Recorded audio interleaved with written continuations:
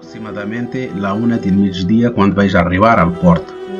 Peus descalços, cansament. Vaig demanar un got d'aigua en un dels cafès. En un quiosc venien baixar. Por una peseta m'haurien servit una tassa. Vaig sentir una punxada a l'estómac. El sol enganxava fort. La gana i la calor m'impedien veure les coses clares. Vaig agafar de terra un peix sec, trepitjat. Feia pudor. Li vaig treure la pell i la vaig mastigar, fastigós. No ho podíem passar. Les pedres punxegudes em feien mal als peus. Mastigava el peix podrit com si fos un xiclet. Vaig acabar per escopir-ho. La seva olor estava a la meva boca tan dins que podia mastigar-lo. Els budells em sonaven. Notava com es recargolaven.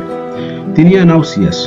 Vaig vomitar un líquid groguenc per la boca i el nas. Vaig respirar fondo.